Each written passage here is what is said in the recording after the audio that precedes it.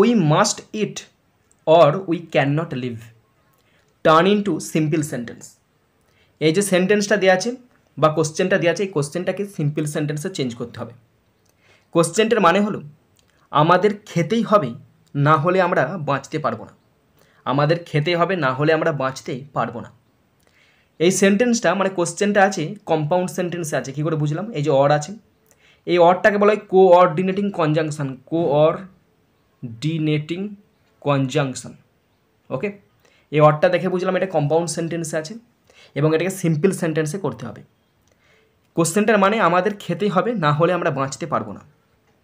তো simple sentence করছি, প্রথমে জিরান্ড যোগ করে সিম্পল সেন্টেন্স করছি।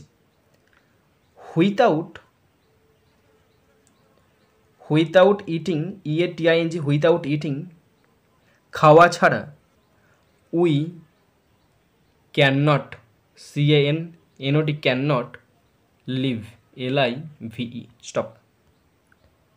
Without eating we can not live, না খেয়ে আমরা থাকতে পারি না, না খেয়ে আমরা থাকতে পারি না। এই অংশটাকে মানে হুইথাউট ইটিং, এটাকে বলা হচ্ছে জিরান্ড।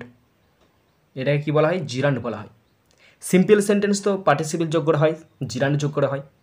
তাহলে জিরান্ড যোগ করে উত্তর করলাম without eating we can not live. এরপরে দেখাচ্ছি ইনফিনিটিভ দ্বারা সেন্টেন্সটা সিম্পল হবে কীভাবে।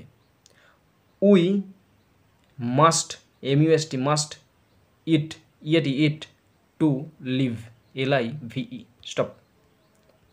We must eat to live, আমাদেরকে বাঁচতে অবশ্যই খেতে হবে। টু লিভ এটাকে বলা হয় ইনফিনিটিভ। কোশ্চেনের মানে ছিল আমাদের খেতে হবে, নহিলে বা না হলে আমরা বাঁচতে পারবো না। এখন সিম্পল করলাম আমাদের খেতে হবে বাঁচতে, এটা হচ্ছে ইনফিনিটিভ দ্বারা সিম্পল।